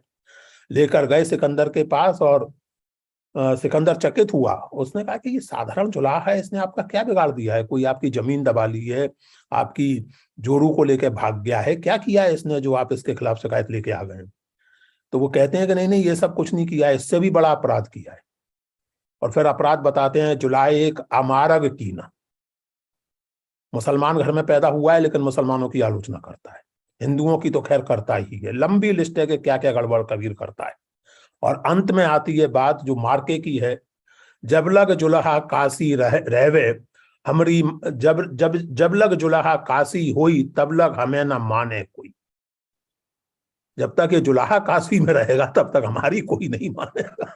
इसलिए इसको या तो दफा कीजिए या जान से मार डालिए। वो बहुत मार्मिक प्रसंग है। फिर जैसा आप जानते हैं ऐसी किंवदंतियों में होता है, सिकंदर कोशिश करता है कबीर को मरवाने की और चमत्कार होते चले जाते हैं और कबीर हर स्थिति में बच जाते हैं और फिर सिकंदर खुद उनके चरणों में गिर जाता है। वो किंवदंती का अपना हुए। लेकिन इससे जो ऐतिहासिक तथ्य सामने आता है वो ये कि कबीर को अपने समय में भी विरोध और प्रोसिक्यूशन झेलना पड़ा था। आज 600 वर्ष बाद बीच में एक समय ऐसा लगने लगा था 19वीं सदी के अंत में, 20वीं सदी के शुरू में, कि साहब रैशनलिज्म का बड़ा जलवा हो गया है और अंधविश्वास और इस तरह की चीजें धीरे धीरे पीछे छूट जाएंगी। 20वीं सदी के अंत में और 21वीं सदी के आरंभ में ऐसा लगता है कि बौद्धिक और संवेदनात्मक विकास का चक्र उल्टी दिशा में चल रहा है। रैशनलिटी पीछे छूट रही है। ये समय बाकायदा पोस्ट ट्रुथ का समय हो गया है। लोग घोषित रूप से कहने लगे हैं कि सबके सत्य अलग अलग होते हैं, सबके प्रमाण अलग अलग होते हैं, जो हमें है वो सही है। अभी बड़ी विचित्र बात है। यानी साहब मेरी परंपरा इसलिए सही है, तो मेरी परंपरा में तो मेरी पीढ़ी के ठीक पहले तक बच्चियों का ब्याह 8 साल की उम्र में कर दिया जाता था, तो वो सही है। लेकिन अगर आप इसे गलत कहें तो आप अग्रवाल समाज की भावनाएं आहत करने के अपराधी मान लिए जाएंगे। कि साहब आप हमारी परंपरा की खिल्ली उड़ा रहे हैं, हमारी परंपरा की आलोचना कर रहे हैं। नहीं, मैं कहना चाहूंगा, एक मिनट। तो इसीलिए मैंने कहा कि अगर आज कबीर जैसा व्यक्ति होता तो उनकी विडंबना ये होती कि कभी हिंदू उनके पीछे भगते, यानी अनुगमन करने के लिए नहीं, पिटाई करने के लिए, कभी मुसलमान भागते, कभी कोई और भागता। इसी अर्थ में मैं कहता हूं कि आज होते तो ऐसा नहीं है कि कबीर की जिंदगी कोई बड़ी आसान होती, आज उन्हें और भी ज्यादा परसिक्यूशन शायद झेलना पड़ता। जी नहीं, भगवान गीता में कहते हैं जो सबको मुझ में देखता है और सब में मुझको देखता है, उससे मैं कभी दूर नहीं होता। तो जो कबीर जी ने कहा है वो बिल्कुल वही कहा है। सारा ज्ञान का सार यही है, गीता में यही है, यो माम पश्यति सर्वत्र सर्वम च मयि पश्यति तस्याम न प्रसामि सच में प्रसामि। जी जी बिल्कुल बिल्कुल। तो गीता का जो सार है वो सारा का सारा कबीर जी ने भी किया है। खैर ठीक है, अब इस पर मैं अलग से कभी बात करूंगा। मैं इस बात के एक पहलू को मान सकता हूं, क्योंकि देखिए कुछ चीजें ऐसी होती हैं जिन्हें आप यूनिवर्सल ह्यूमन ट्रुथ कह सकते हैं। वो गीता में भी व्यक्त हुआ है किसी ना किसी रूप में, वो कुरान में भी व्यक्त हुआ है। जैसे कुरान का प्रसिद्ध वचन है कि एक निर्दोष व्यक्ति की हत्या सारी मानवता की हत्या है। इसी तरह बाइबल के ऐसे बहुत सारे वचन उद्धृत किए जा सकते हैं। लेकिन जब हम इन वचनों को उद्धृत करते हैं और इनका वो देखते हैं, तो सबसे महत्वपूर्ण यह है कि आप ऐतिहासिक संदर्भ को देखें, और दूसरी बात यह है कि आप किसी भी व्यक्ति के अपने विकास क्रम को देखें। मैंने अपनी बातचीत के दौर में ये कहा था कि कबीर, और वैसे देखिए केवल कबीर की बात नहीं है, पूर्ण रूप से मौलिक केवल पागल होते हैं। कोई सोचने विचारने वाला व्यक्ति पूर्णतया मौलिक नहीं होता। There is nothing like originality in the process of thinking. जब मैं ये सब बातें आपके सामने रख रहा हूं और आप मेरी बातें सुन रहे हैं, या किसी भी व्यक्ति की जिसने रिसर्च किया है, सोचा है, या कोई फिलोसोफर, जैसे हम ओरिजिनल फिलोसोफर मानते हैं, कोई भी फिलोसोफर, कोई भी philosophy, it evolves in the process of a dialogue and discourse with the tradition of given knowledge. So there is nothing. लेकिन इसका ये मतलब नहीं है कि हम ये मान लें कि जो कुछ गीता में है वही सबका सब कबीर में आ गया है, या गीता के बाद और किसी तरह के डेवलपमेंट की कोई जरूरत नहीं थी या अनावश्यक था। ऐसा मैं नहीं मानता, और इसलिए मैंने जैसा आपसे कहा कि ये अपने आप में एक लंबी चर्चा का विषय हो सकता है। आप लोग कभी आयोजित कीजिए on the idea of authority और on the idea of epistemology, में बात करूंगा। आपकी आवाज नहीं आ रही। जी हाँ, नमस्कार सर। आपको जब भी सुनता हूँ और मौका मिला है प्रत्यक्ष भी और उनके यूट्यूब वगैरह भी सुनते हैं आपको, तो हमेशा बहुत अच्छा लगता है और बहुत लगता है कि आप वो बात कह रहे हैं जो देश का सामान्य जन चाहता है एक तरह से। लेकिन सामान्य जन के नाम पर जो आज हो रहा है वो कतई वो नहीं जो सामान्य जन चाहता है। मेरा आपसे छोटा सा प्रश्न सर ये है कि आज के जमाने में नए प्रशासक, मैं भी कभी कभी नए सिविल सर्वेंट से, ट्रेनिंग इंस्टीट्यूशन से बात करता हूँ, उनसे भी जाता हूँ, बात करता हूँ, तो ये जो दृष्टि है कबीर की, उनमें विकसित और प्रतिष्ठापित करने की प्रक्रिया क्या होगी? क्योंकि हम तो ये देख रहे हैं जो समाज का जिस प्रकार से इस समय ढांचा बन चुका है, उस समय तो कबीर या कबीर जैसी सोच रखने वाले लोगों को एक तरह से आपने बता दिया स्थान कहाँ कहाँ हो सकता है उनका, तो उससे फिर ये विकसित कैसे होगा, समाज वैसा कैसे बनेगा जैसा होना चाहिए? ये प्रश्न बहुत बार आता है दिमाग में, दिल में, लेकिन कैसे इसको करें? सवाल ये, आपका कोई अगर इसके बारे में सोच हो तो देखिए, इसमें अच्छा होगा। आपके सवाल का जो जवाब है मेरे पास, उसके दो पहलू हैं। एक पहलू तो व्यक्तिगत है जो हम और आप जैसे लोग कर सकते हैं और कर रहे हैं, जी हाँ, कि जहां जहां अवसर मिले जो भी बात हो कही जाए, लोगों तक पहुंचाई जाए। और कई बार जो आपने कहा कि ऐसा लगता है मेरे अपने निजी अनुभव में भी, कि सारी आलोचना और निंदा के बावजूद निश्चित रूप से समाज में बहुत सारे लोग हैं जो इन बातों को सुनना, समझना और इन पर विचार करना चाहते हैं। अब जैसे इसी किताब की आप बात लें, इस किताब को छपे हुए पूरा साल भर अभी नहीं हुआ है, and it's already out of print. इसका दूसरा संस्करण अब छपने वाला है। तो इस तरह की चीज है। तो ये तो व्यक्तिगत प्रयास हुआ। अब आप लोग इस तरह का कर रहे हैं, लगातार आप बात करते हैं, आपके यहाँ आप जो बातचीत करते हैं वो जाहिर है कि दूसरी और स्तरों पर भी पहुंचती होगी, क्योंकि जो बात आपने यहाँ सुनी या लोगों से बहस करके जानी या सोचा, तो आप घर में भी बात करेंगे, पत्नी से बात करेंगे, बच्चों से करेंगे, अपने कलीग से करेंगे, अपने ड्राइवर से करेंगे, किसी ना किसी रूप में। तो बात इस तरह स्प्रेड होती है। ये व्यक्तिगत है और ये हम सब लोगों को करना चाहिए, हमें कर ही रहे हैं, लेकिन ये कतई अपर्याप्त है। और असली समस्या जो है बंधु वो इंस्टीट्यूशनल है। दुर्भाग्य से पिछले, और ये मैं कोई किसी एक सरकार की या उसकी बात करने नहीं कर रहा हूं, मैं पूरे माइंडसेट की बात कर रहा हूं। पिछले करीब 25-30 साल से हमारे देश में जो एक माइंडसेट बना है, जिसमें लिटरेचर को, और बना नहीं है, बनाया गया है, जिसमें लिटरेचर को, हिस्ट्री को, फिलॉसफी को, एज सच ह्यूमैनिटीज को एक फालतू की चीज मान लिया गया है और उन पर कोई बल नहीं है, उनका कोई पूछने वाला नहीं है। यूनिवर्सिटीज में हालत ही हो गई है। मैं अपनी यूनिवर्सिटी में जब था वहां, तब क्या था, वो सेल्फ फाइनेंस, हर डिपार्टमेंट को अपने लिए खुद पैसा जुटाना चाहिए। अब अपने लिए पैसा खुद जुटाना चाहिए, टेक्नोलॉजी वाले तो कर सकते हैं, लिटरेचर और हिस्ट्री वाले अपने लिए पैसा कैसे जुटाएंगे? तो नतीजा ये निकला, और ये मैं कोई भारत की बात नहीं कर रहा हूँ, school of oriental and African studies जैसे संस्थान में लंदन में हालत ये है कि हिस्ट्री डिपार्टमेंट को वर्चुअली गाइडों का डिपार्टमेंट बना दिया गया। आप जिस मान लीजिए आप अफ्रीकन हिस्ट्री पढ़ाते हैं, तो आप अखबार में विज्ञापन दीजिए, लोगों से पैसे लीजिए, उन्हें अफ्रीका घुमाने लाइए ताकि आपका डिपार्टमेंट चल सके। ये जो चीजें हुई हैं एजुकेशन सिस्टम में, जिनके चलते एक तरह से टेक्नोलॉजी और मैनेजमेंट को छोड़ करके बाकी डिसिप्लिन्स को पैरासाइट मान लिया गया दादी से बात करो। और उनको एक तरह से हाशिए के भी हाशिए पर फेंक दिया गया। होना तो ये चाहिए था जैसा एक जमाने में होता था जब हमारे यहाँ IIM और IIT शुरू में बने थे, कि उनमें भी हिस्ट्री और लिटरेचर सीरियसली पढ़ाई जाती। लेकिन अब जो स्थिति बनी है वो हम देख रहे हैं। तो आपका जो सवाल है, ये केवल कबीर की बात नहीं है। इस तरह की सेंसिटिविटी, इस तरह का एक रैशनल थिंकिंग, अगर आप साहित्य नियमित रूप से पढ़ते हो, लगातार आप पढ़ते हो, आपको पढ़ाया जाता हो, साहित्य का मतलब किसी एक लैंग्वेज से नहीं है, जो लैंग्वेज जो भी आपको रोचे, हिंदी, मराठी, पंजाबी, अंग्रेजी, कुछ पढ़िए आप। तो साहित्य अगर आप पढ़ते हो, इतिहास पढ़ते हो, थोड़ा बहुत फिलॉसफी का डिस्कोर्स आपको बताया गया हो, तो आप एक अलग तरह के व्यक्ति बनेंगे। और केवल टेक्नोलॉजी आप पढ़ेंगे तो आप एक अलग तरह के व्यक्ति। मैंने JNU में एक व्याख्यान देते हुए, JNU के भूतपूर्व वाइस चांसलर जो विभिन्न कारणों से बहुत विख्यात हुए और अब UGC के चेयरमैन बन के और अधिक विख्यात हो रहे हैं, उनकी उपस्थिति में मैंने एक बात कही थी, और वो जाहिर है कि वो थोड़े दुखी हो गए थे। सुन, मैंने कहा था कि we must realise that there is a difference between vocational training centre and a university. A university is much more than a vocational training center. University का काम केवल ये नहीं है कि आपको मैनेजमेंट की कला सिखा दी, आपको टेक्नोलॉजी सिखा दी। यूनिवर्सिटी का काम है आपके दिमाग का विस्तार, आपकी चेतना का विस्तार।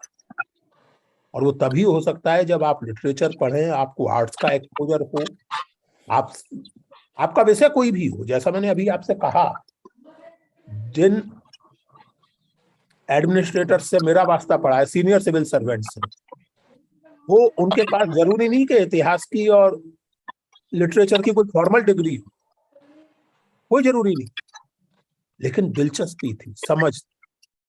और वो धीरे धीरे गायब हुई है, गायब की गई है। और इसलिए वो संकट पैदा हो रहा है जिसकी आप बात कर रहे हैं, खास करके यंग एडमिनिस्ट्रेटर्स या किसी भी एस्पिरेशनल यंग पर्सन के केस में आप देख लीजिए, they have hardly any interest, or they are trained in such a way that for them literature, history, philosophy and other humanitarian disciplines are just a waste of time. So that's a very sad situation, very dangerous situation, I would say, but that can be changed only at a systemic level. और तब तक मेरे और आपके जैसे लोग जो कर सकते हैं वो कर रहे हैं, करते रहें। विशा जी आपका कोई प्रश्न था? हाँ सर, मैं एक निवेदन करना चाह रहा था सर।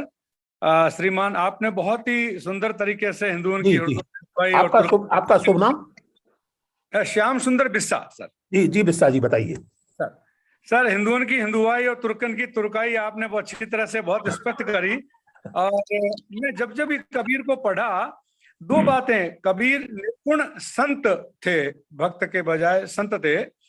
दो बातें उन्होंने एक जगह लिखी के बिरहन को भींच दे के आपको दिखलाए, 8 पहर को दांजनो मुंह पे सयो न जाए। एक मिलनो है तो जीवित मिलो, कहे कबीरा राम, लोहा जब माटी बया, पारस कोणे काम। ये दोनों बातें जब जब पढ़ी जाती है तो ऐसा लगता है कि निर्गुण संत ने कि आपो दिखलाए की बात जो कि कबीर ने भी कही थी, आपो दिखलाने की बात किस तरह से कही, और ये मिलने की, आपा दिखलाने की, और आप मिलने आकर के मिलने की बात कैसे कही, कुछ समझ में नहीं आता था। नहीं प्लीज नहीं, सर। बिल्कुल देखिए, बहुत साफ है ये, आपने बहुत अच्छा उदाहरण दिया। और जैसा मैंने आपसे अभी कहा था कि कबीर मृत्यु को जीवन का विलोम नहीं बल्कि परिणति मानते हैं, एक बात।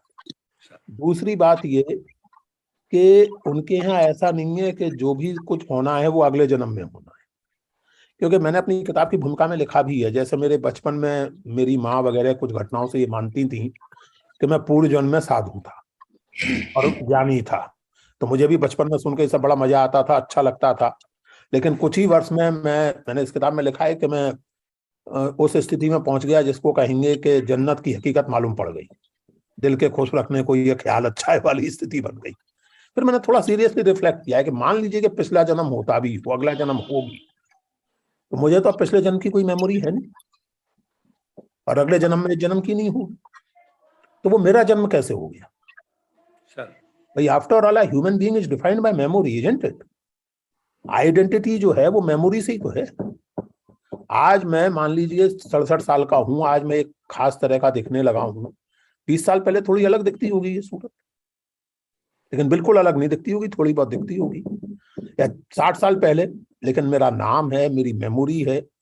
मैं पिछले कई सालों से ग्वालियर नहीं गया, लेकिन ग्वालियर मेरी मेमोरी का हिस्सा है। So I know and people know that I belong to Gwalior, I come from Gwalior. तो बिस्सा जी जिन साखियों को उद्धृत कर रहे हैं उसमें असल में बल इसी बात पर है कि इसी जन्म में मुआ पीछे मिले, वही वाली बात कि मरने के बाद अगर मिल भी गए तो पता नहीं किसको मिलोगे, मुझे थोड़ी मिलोगे, मैं थोड़ी होऊंगा, वो कोई और होगा। तो मुआ पीछे मिले तो कौन काम। जब पत्थर, लोहा जो है वो पारस के टच में आकर सोना हो जाता है, लेकिन लोहा ही अगर पत्थर में बदल गया हो तो पारस भी बेकार हो जाएगा। दूसरी बात ये कि आपा हम सब जानते हैं, आपा का मतलब होता है सेल्फ। अपन अपनी रोजमर्रा की लैंग्वेज में भी इसको इस्तेमाल करते हैं, अपने आप पे काबू रखिए, आपा मत खोइए। तो सेल्फ, तो मुझे अपने सेल्फ से मिलवाइए, मेरा असली रूप, आत्म, मेरा एक अपने खुद के साथ संवाद। हम देखिए, मैं आपसे फिर से कहूं कि हम इन सब शब्दों की जो बड़ी भरी एक एकेडमिक लोड्स हैं उनको हटाकर अगर देखें, बिल्कुल साधारण तौर से अपने निजी अनुभव को जोड़कर देखें, तो हम सबके भीतर ये संवाद चलता रहता है। हम सब जो हैं, हमारी ये कल्पना होती है कि यार हम ऐसे हों, वास्तविकता कुछ और होती है। मैं रोजाना सुबह उठकर संकल्प करता हूं कि स्मोकिंग छोड़ दूंगा, आज भी किया है, छोड़ नहीं पाता हूं। तो मुझे लगता है कि जिस दिन मैं स्मोकिंग छोड़ दूंगा उस दिन सचमुच महसूस करूंगा कि मैंने अपने आप पर विजय पाई। तो आपका मतलब है आपा दिखलाई, मुझे अपने आप से मिलाओ, आपसे मिलाओ, अपने आप से मिलाओ। क्योंकि फिलॉसफिकली जैसा मैंने उद्धृत किया कि भीतर बाहर सकल निरंतर, एक लेवल पर वो कांस्टेंट निरंतरता, वो आना जाना, आवक जावक जो है, उसमें मुझे स्थापित करो। लेकिन एट द सेम टाइम एक लगातार प्रयत्न, लगातार खोज। तो आपा दिखलाई की जो बात है वो उस खोज का हिस्सा। Sir thank you sir. जी sir thank you sir. Thank you very much. और कोई सवाल? सर मैं जीके तिवारी कुछ निवेदन करना चाह रहा था सर। जी जी जी तिवारी जी। जी जी सर, एक तो आपको बहुत बहुत धन्यवाद सर, आपने बहुत संक्षेप में और बहुत संक्षिप्त समय में कबीर के सारे एस्पेक्ट को लगभग कवर करने का प्रयास किया है। मेरा जो संशय है, वैसे तो कबीर को लेकर मेरे मन में बहुत सारी शंकाएं हैं, लेकिन अभी फिलहाल केवल मैं एक शंका पर आपसे निवेदन करना चाहूंगा। कबीर सामान्य जीवन के और सामान्य लोगों के संत, कवि, समाज सुधारक जो भी कहे माने जाते हैं, लेकिन कबीर मुझे लगता है कि उनके एक व्यक्तित्व का हिस्सा है जो बहुत ही क्लिष्ट और अबूझ है, खास तौर से जो उन्होंने उलट बांसियों में जाहिर किया, जिसका शायद समय अभाव के कारण से आपने जिक्र नहीं किया होगा। और दूसरा है कि कबीर का जो ज्ञान है वो मुख्य रूप से उपनिषदों पर आधारित, ऐसा मेरा मानना है, आई मे बी रॉन्ग। उपनिषद अपने आप में कबीर ने के सत्य को जिस तरह से अपने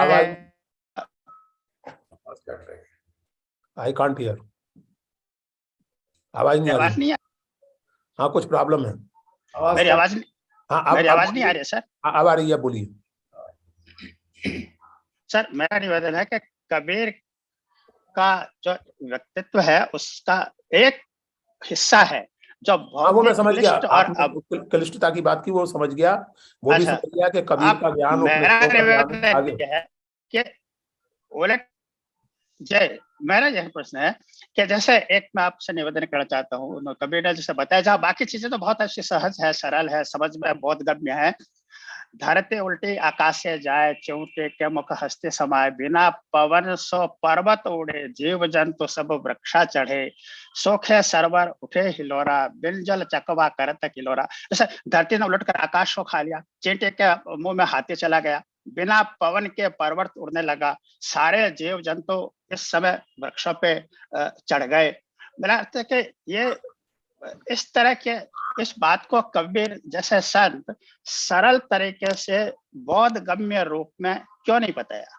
एक प्रश्न है। दूसरा सर ये मेरा था कि कबीर के जो पूरा रचना है, रामायणी, शबद और साखी में से विभाजित किया है, ये है गायकी में है, तो क्या कबीर को इतना संगीत का ज्ञान भी था? तो इन्होंने ये कहाँ से प्राप्त किया होगा सर? हो गया आपके सवाल हो गए? जी सर। ओके जी सर। तो पहली बात तो ये कि कबीर की जो रचनाएं हैं उनका जो राग विभाजन है वो कबीर ने नहीं किया है, और कबीर को गायन का ज्ञान जरूर रहा होगा, क्योंकि एक जो मैथोलॉजी है पहले तो उसको तोड़ देना चाहिए कि कबीर निरक्षर थे, ऐसा कुछ नहीं है। कबीर को निरक्षर कहने के पक्ष में केवल एक प्रमाण दिया जाता है, और वो ये कि कागज कलम गयो नहीं। तो उसके जवाब में ये भी कहा जा सकता है कि कबीर की ही एक साखी है जिसका भाव ये है कि मैं सातों समुद्र को अगर स्याही बना लूं और सारे वृक्षों को कलम बना लूं तो भी भगवान के गुण नहीं लिखे जा सकते। तो पहली साखी के आधार पर अगर आप कबीर को निरक्षर कहते हैं तो दूसरी साखी के आधार पर आपको कबीर को भारी लिखाड़ भी घोषित कर देना चाहिए। यहाँ प्रॉब्लम यह है, और ये एक बड़ी जनरल प्रॉब्लम है जो आपके सवाल में भी अंतर्निहित है, हम कविता की भाषा और अखबार की भाषा में फर्क नहीं करते। कविता की भाषा रूपक की होती है, कविता की भाषा में क्रिएटिविटी होती है, और एग्जेजरेशन या अतिशयोक्ति और कई बार वक्रोक्ति, कई बार जिसको कहें कि शब्दों का आम तौर से दिए जाने वाले अर्थ से उल्टा उपयोग, ये सब कविता की भाषा या क्रिएटिविटी का हिस्सा है। इस क्रिएटिविटी का उपयोग हम लोग अपनी रोजमर्रा की भाषा में भी कई बार करते हैं। जैसे आपको आपके ही अनुभव से याद दिलाऊं, आप सब लोग जीवन के एक निश्चित पड़ाव पर हैं, आपने कई बार ये वाक्य कहा होगा और सुना होगा कि अरे साहब वो तो बड़े भारी ज्ञानी है। इसका अर्थ वो नहीं है जो लिखने में आया, क्योंकि आप जो बोल रहे हैं उसका अर्थ ये कि मूर्ख हैं, अपने आप को ज्ञानी समझते हैं, लेकिन आप मूर्ख उन्हें कहना नहीं चाहते, क्योंकि आप सीधे सीधे मूर्ख नहीं कह रहे किसी को, आप क्रिएटिव ढंग से कह रहे हैं कि अरे वो तो बड़े भारी ज्ञानी। या नितांत किसी बेईमान व्यक्ति के बारे में आप कहते हैं कि उनकी ईमानदारी के क्या कहने, दुनिया भर में चर्चे। तो अब इसे अगर कोई लिटरली ले ले, दूसरा जो उदाहरण मैं आपको दूं, हम सब ने अपनी जवानी में इस तरह की बातें कही होंगी कि तुम्हारे लिए आसमान के चांद तारे तोड़ लाऊंगा। अब जिससे कहा वो आपसे ये कहने लगे कि हम चांद तारे बाद में तोड़ लाना, पहले थोड़े से खजूर तोड़ लाओ, तो भारी संकट पैदा हो जाएगा, क्योंकि आप चांद तारे तोड़ने की बात नहीं कर रहे हैं, आप अपनी भावना को क्रिएटिव ढंग से व्यक्त कर रहे हैं। तो ये तो रोजमर्रा की बात है। जब बड़े कवि कविता लिखते हैं तो वो भाषा का सुपर क्रिएटिव उपयोग भी करते हैं। और इसलिए कवियों को पढ़ते समय या एज सच साहित्यकारों को, लेखकों को, उपन्यासकार हो, कहानीकार हो, किसी को भी पढ़ते समय इस उम्मीद से नहीं पढ़ना चाहिए कि वो हमारे लिए बाल बोधिनी पुस्तिका लिखो। किसी भी कवि की भाषा को क्लिष्ट कहने के पहले अपने आप से ईमानदारी से पूछना चाहिए कि हमने उसे पढ़ने के लिए कितनी तैयारी की, अपने आप को कितना कष्ट दिया। दूसरी बात, जहां तक उलटमासी की बात है, उलटमासी असल में एक उस समय का बड़ा लोकप्रिय और अगेन टेक्निकल फॉर्म था। इसका उपयोग खास करके सिद्ध और सहजयानी करते थे, और वो इस तरह से करते थे कि जो शब्दों के प्रचलित अर्थ हैं उनसे सर्वथा अलग अर्थ में उनका उपयोग करते थे। अब जैसे मिसाल के तौर पर वो संस्कृत में किसमें, हे वज्र तंत्र में या कहाँ आता है कि गऊ का वध करने से सिद्धि प्राप्त होती है। अभी एकदम चौंकने वाली बात है। हिंदू परंपरा में कोई व्यक्ति ये कहे कि गऊ का वध, ये क्या बात हुई, ये तो पाप है। तो मालूम पड़ा कि उसका आशय ये है कि गऊ का अर्थ है इंद्रिय है, जो कि होता है गो, इंद्रिय गोचर, आपने शब्द सुना होगा। जो गो यानी इंद्रिय बोधक, इंद्रिय बोध, जो चीज गोचर है वो इंद्रिय के अंदर है, वो बोध हो सकता है, उसका आंखों से आप देख सकते हैं। तो गो का एक अर्थ है गाय नाम का पशु, गो का एक अर्थ है इंद्रिय। तो इंद्रियों पर नियंत्रण कीजिए, आपकी जो वासनाएं हैं खाने की, पीने की या जो भी, उन पर नियंत्रण कीजिए तो आपको सिद्धि मिलेगी। अब ये कहा जा सकता है कि सारी बात सीधे सीधे क्यों नहीं कहती, तो जिनसे कही गई उन्होंने कोशिश करके समझ ली, आपसे नहीं कही जा रही है, आप मत समझ ली। अब आप अगर ये बात सुनकर के गोवध करने निकल पड़े और फिर पिट जाएं तो इसके लिए वो साधक थोड़ी जिम्मेदार है। समझना चाहिए कि वो किस तरह के गोवध की बात कर रहा है, कि गोवध करोगे तभी सिद्धि मिलेगी। वो गोवध का मतलब ये नहीं है कि आप एक गाय पकड़े और उसको काट डालें। गोवध का मतलब है इंद्रिय पर नियंत्रण करें। तो ये पूरी ट्रेडिशन थी, और ये ट्रेडिशन एक सीमा तक आते आते इतनी, एक तरह से कहिए विस्तृत और इतनी जटिल हो गई थी कि इस तरह के शब्दों के लिए बाकायदा कोश बने थे। बाकायदा एक कोश है जिसका नाम मैं अभी भूल रहा हूं, किताब में मैंने उसका जिक्र किया है, जिसमें इस तरह के टेक्निकल टर्म्स का अर्थ दिया गया था। और वो उस कोश की रचना हुई है 13वीं सदी में, 13वीं-14वीं सदी। निघंटु और निरुक्त? नहीं, निघंटु निरुक्त बहुत बात की बात है, वो अलग, बहुत पहले की बात है, वो एकदम अलग चीज है। निघंटु और निरुक्त वैदिक शब्दों का अर्थ समझाने के लिए रचे गए थे। मैं बात कर रहा हूँ 12वीं-13वीं सदी की। असल में देखिए मित्रों, एक चीज और समझ लें हम लोग कि हमें इस चीज से भी थोड़ा निकल आना चाहिए। भारतवर्ष एक प्रगतिशील समाज रहा है, भारतीय संस्कृति एक प्रगतिशील संस्कृति रही है। यहाँ वेद के बाद भी बहुत कुछ होता रहा है। ऐसा नहीं है कि जो कुछ होना आवाना था वो वेद और उपनिषद के जमाने तक हो गया। निघंटु और निरुक्त की रचना की गई थी वेद के कठिन शब्दों को एक्सप्लेन करने के लिए। मैं बात कर रहा हूं तंत्र के कठिन शब्दों को एक्सप्लेन करने के लिए 12वीं-13वीं सदी में रचे गए एक कोश की। उसका नाम मुझे माफ कीजिएगा अभी, हे वज्र तंत्र, उसका नाम है हे वज्र तंत्र, उसमें इनको दिया गया है। कबीर इस लिहाज से महत्वपूर्ण है कि वो इन शब्दों का टेक्निकल उपयोग नहीं करते, वो इन शब्दों का क्रिएटिव उपयोग करते हैं, और एक तरह से कहिए तो आप मनमाना उपयोग करते हैं। यानी जो तांत्रिक शब्दावली है, कबीर उसका उपयोग भी अपने ढंग से करते हैं, और इसीलिए तंत्र के शब्दों को तो आप उस कोश की मदद से समझ लेंगे।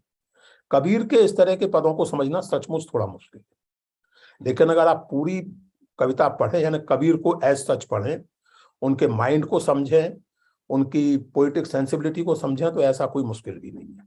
नंबर 1। नंबर 2, किसी भी बड़े कवि की तरह कबीर की कविता केवल अपने समय के लिए नहीं होती, और किसी भी बड़े कवि की तरह कबीर की कविता का केवल एक अर्थ नहीं होता।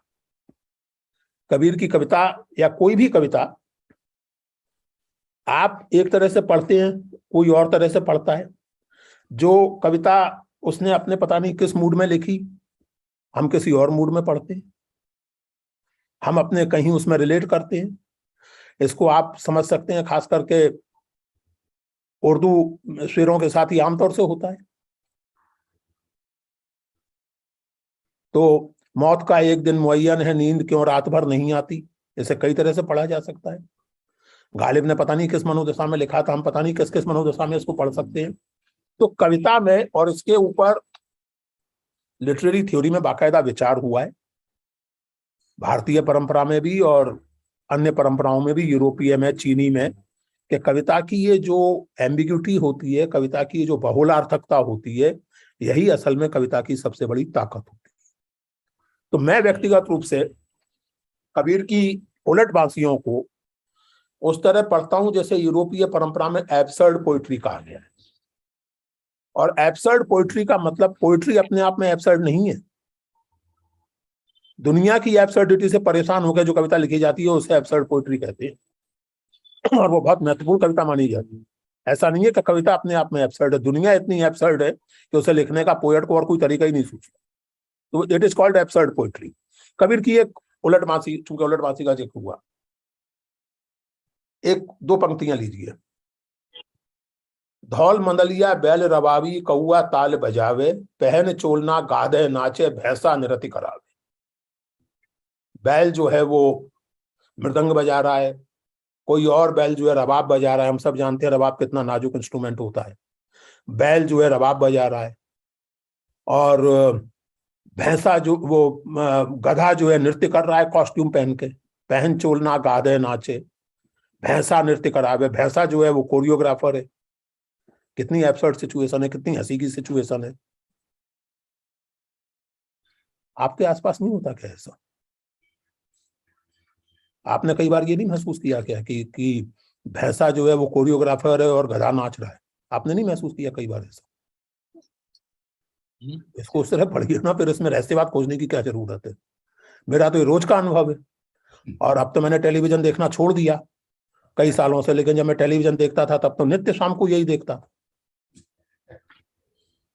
कि पहन चोलना गाधे नाचे भैंसा नृत्य करावे, धौल मंदलिया बैल रबावी कौआ ताल बजावे। तो ये जो एब्सर्डिटी आसपास की है, कबीर की कविता तो उस एब्सर्डिटी को आपके सामने पेश करती है। और इसी पद में जो मैं पद याद कर रहा हूं, इसी पद में अंत में जो पंक्ति आती है दोस्तों, वो सर्वाधिक मार्मिक है। वो पूरा एक असल में मैरिज का सीन क्रिएट किया गया है, और उसमें अंतिम पंक्ति आती है, उदरी वपुरी मंगल गावे कछुए का आनंद पावे। उदरी चुईया को कहते हैं। तो इस हालत में, इस एब्सर्ड सिचुएशन में बेचारी चुईया भी गीत गा रही है, इसी में कुछ आनंद पा रही है। So when you reach to the extreme of absurdity, you start laughing, and that laughter is sometimes a replacement for tears and for cries. तो उदरी बपुरी मंगल गावे कछुए का आनंद पावे। जिनको मतलब नाचना है वो नाच रहे हैं, जिनको मृदंग बजाना है मृदंग बजा रहे हैं, जिनको जो करना है कर रहे हैं। साधारण लोग, हमारे आपके जैसे सामान्य जन जो हैं, वो बेचारे इसी में थोड़ा आनंद ले रहे हैं। टेलीविजन पर तमाशे हो रहे हैं, हम देख रहे हैं कि क्या मूर्खताएं हो रही हैं, क्या बदतमीजियां, क्या हिंसकता हो रही है, और हम मौज कर रहे हैं, देख रहे हैं, क्या करें यार, उसी पे हंस रहे हैं, रो रहे हैं। So these absurdities, if you read the Ulatbasis of Kabir, please read the relevant portion in my book. I have proposed this kind of reading of Ulatbasis. There is no need of finding mysticism everywhere. वैसे तो सारी दुनिया mystery है, मेरा होना mystery है, आपका होना मिस्ट्री है, सभी कुछ रहस्यपूर्ण है। लेकिन बड़ा कवि उस रहस्य के कुछ पहलुओं को हमारे सामने उजागर करता है, उस पर और रहस्य थोपने की कोई खास जरूरत है नहीं।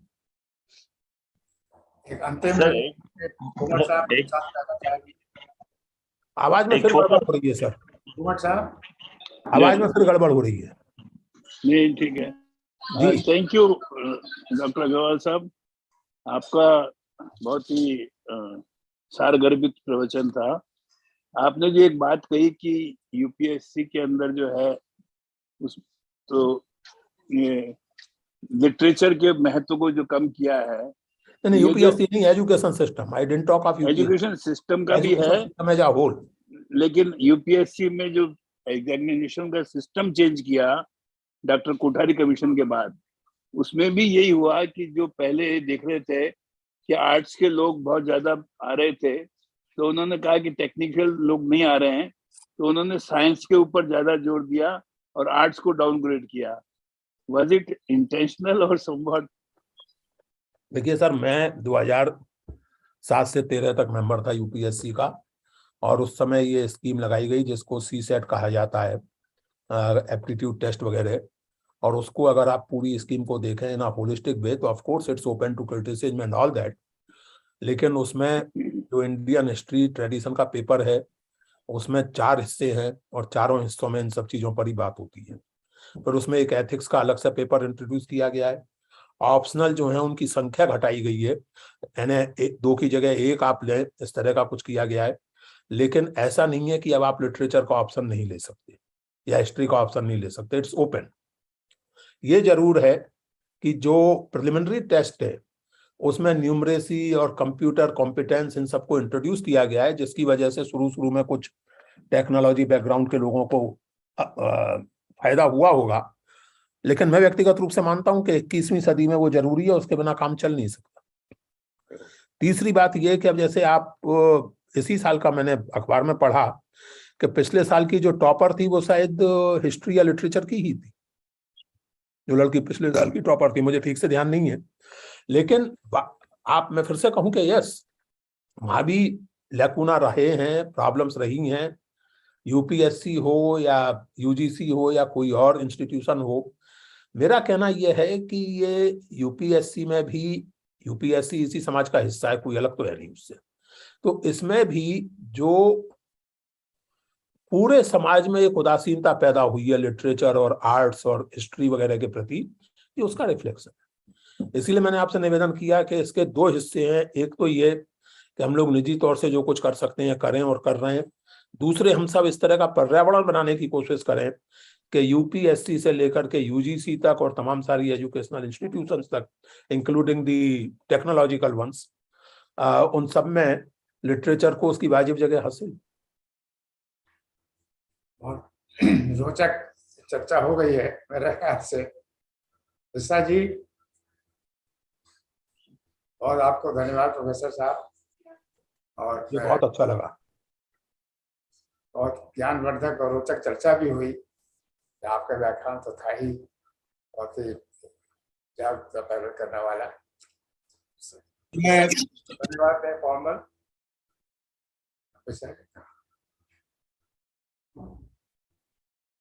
आवाज नहीं आ रही। से कबीर के बारे में हमें समझाया, और मैं एसोसिएशन की ओर से और व्यक्ति से आपको धन्यवाद ज्ञापित करता हूं। आप पुनः पधारते रहें। हमारे गीता मित्र संस्थान के मनीष जी वशिष्ठ साहब का, उनके अध्यक्ष महोदय कलना साहब का, और हमारे कन्वीनर आदरणीय सुदिया साहब का, हमारे अध्यक्ष महोदय, सभी का मैं धन्यवाद ज्ञापित करता हूं कि उस संस्थान के माध्यम से हमें संभव हो पाया। आपने अभी अंतिम रूप से जो बात कही टेक्नोक्रेट वाली, वो लाइन कहने से मैं थोड़ा एक लाइन कह देता हूं। पिछले 10 साल से मैं देख रहा हूं 80 लोग अभी आईएएस के ट्रेनिंग में वहां पर आए, उसमें 10 ह्यूमैनिटीज के थे, बाकी 70 सभी आईआईटी और वही थे। धन्यवाद।